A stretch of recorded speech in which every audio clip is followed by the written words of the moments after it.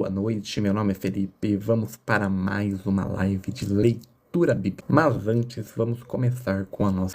Senhor Jesus, que o Senhor esteja presente do começo ao fim dessa leitura. Que o Senhor traga para essa live todas as pessoas que precisam ouvir a sua palavra. Se encontra no Salmo 31. Agradeço por estar conosco. Vamos lá? Antes de ler o Salmo 34, eu lerei a introdução à Bíblia, a mensagem do livro de Salmos. A maioria dos cristãos, durante a maior parte da era cristã, aprendeu a orar com salmos. Os hebreus, com muitos anos de vantagem em assuntos de louvor e adoração, nos legaram esse livro de oração que contém uma linguagem adequada para responder a Deus que nos fala. O estímulo para parafrasear os salmos no idioma contemporâneo provém da minha vivência pastoral. Como pastor, eu era encarregado, entre outras coisas, de ensinar o povo a orar, ajudá-los a voz à experiência do ser humano e fazer isso de maneira honesta e íntegra. Descobri que não era tão fácil quanto eu supunha. Começar foi fácil demais, o impulso de orar é profundo dentro de nós, estamos no centro do nosso ser. Assim, praticamente qualquer coisa nos leva à iniciação. Socorro e obrigado. São outras orações básicas, mas a honestidade e a perfeição não acontecem tão espontaneamente. Diante da perspectiva de uma conversa com Deus Santo que chama as coisas à existência, não é surpreendente que tenhamos problemas, sentimos estranhos e fora do lugar. Não sou bom o suficiente para isso. Vou esperar até que purifique minha maneira de agir e prove que eu sou uma pessoa decente. Ou então nos desculpamos por achar que o nosso vocabulário é insuficiente. Dê-me alguns meses ou anos para praticar algumas orações à altura de um conto sagrado como esse. Assim não me sentirei tão embaraçado. Minha reação mais comum diante dessas dificuldades é pôr os salmos na mão dessa pessoa e dizer, vai para casa e ore isto. Você está com ideias erradas a respeito do que é orar. As orações que você encontrará nesses salmos dispersarão suas ideias equivocadas e levarão você a maneira correta de orar. Uma resposta comum por parte daqueles que receberam o meu conselho é, surpreendentemente, eles não imaginavam esse tipo de coisa na Bíblia. Então demonstrou surpresa com a surpresa deles. Você achavam que eles seriam orações de pessoas boas? Achavam que a linguagem do salmista era polida e educada? Quando não temos orientação, tendemos a pensar que oração é pessoas boas fazem quando estão fazendo o melhor possível. Não é. Por inexperiência, suponho que deve existir uma linguagem secreta a ser aprendida se quisermos que Deus leve nossas orações a sério. Não há. A oração é de linguagem elementar, não avançada. É o meio pelo qual nossa linguagem se torna honesta, verdadeira e pessoal em resposta a Deus. É o meio por para fora diante de Deus tudo o que há em nossa vida. No entanto, mesmo com o livro de Salmos nas mãos, meu encorajamento pastoral, as pessoas sempre me dizem que ainda não entendem. Na linguagem escrita, os salmos sempre são polidos, educados e sonoros, com literatura, não tem comparação, mas como oração, como discurso de homens e mulheres apaixonados por Deus em momentos de ira, louvor ou lamento, essas traduções sempre perdem alguma coisa. Gramaticamente são acuradas, a erudição por trás das traduções é de primeira qualidade reverente, mas como orações elas não estão totalmente corretas. Os salmos em hebraico são simples, não lapitados, eles não são requintados, eles não são orações de pessoas boas expressas numa linguagem culta. Assim, no trabalho pastoral de ensinar o povo a orar, comecei a parafrasear o livro de Salmos no rito e no idioma contemporâneo.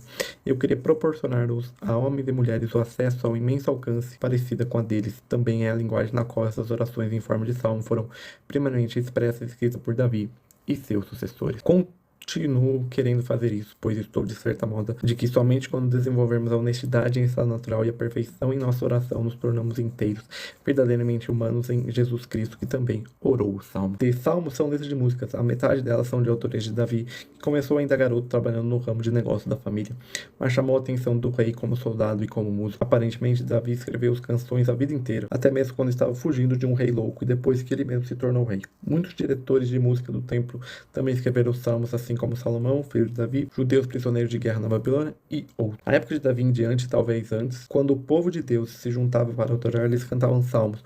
Os salmos ensinavam a falar com Deus e quando as coisas estavam correndo bem, quando havia perigo, ou mesmo quando a vida estava em ruínas, alguns salmos foram escritos quando a nação era forte e todo o povo de Deus se juntava em grandes festivais em Jerusalém para louvar a Deus. Outros foram escritos depois que o templo foi destruído, quando o povo de Deus o adorava em pequenos grupos de estudo bíblico. Contexto: por volta do ano 1000 ao ano 500 a.C., alguns salmos, talvez sejam de data anterior, na Índia, ou Rig Veda, uma coleção de hinos que eram o texto fundamental do hinduísmo, chegou de sua forma definitiva em 900 a.C.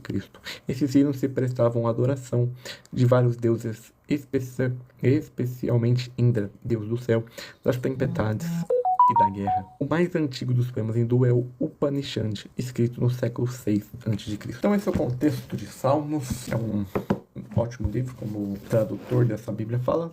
Nós temos que usar os salmos como orações. Então, se você tem dificuldade de orar, comece lendo o livro de Salmos. Vamos lá com o Salmo 34, um salmo que é com as letras do alfabeto hebraico, diferente do Salmo 119, que também é um salmo alfabético. Ele é só um versículo para cada letra. Então vamos lá. O livramento. Um salmo de Davi. Quando se fingiu de louco diante de Abimeleque e o expulsou, e assim pôde escapar. Esse é o rei louco que Davi.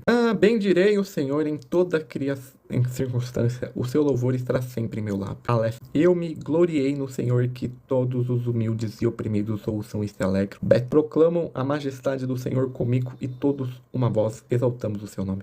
Gimel. Buscai o Senhor, e ele me respondeu, e os meus temores todos me livrou. Dalet. Contemplai-o e sereis iluminados de felicidade. Vossos rostos jamais experimentarão a decepção. Clamou este pobre homem, e o Senhor o atendeu e o libertou de todas as tribulações. Zen. O anjo do Senhor acampa ao redor dos que o temem e o liberta. Provai e vede como o Senhor é bom, como é feliz o homem que nele se abriga. Tet. Temei ao Senhor, vós, os seus santos, pois nada falta aos que temem. Os leões podem sofrer de fome, mas os que buscam o Senhor nada lhes faltará. Filhos, vinde e escutai-me, e eu vos ensinarei o temor do Senhor. Lamed. Quem de vós quer ter prazer na vida e deseja longos dias para viver em felicidade?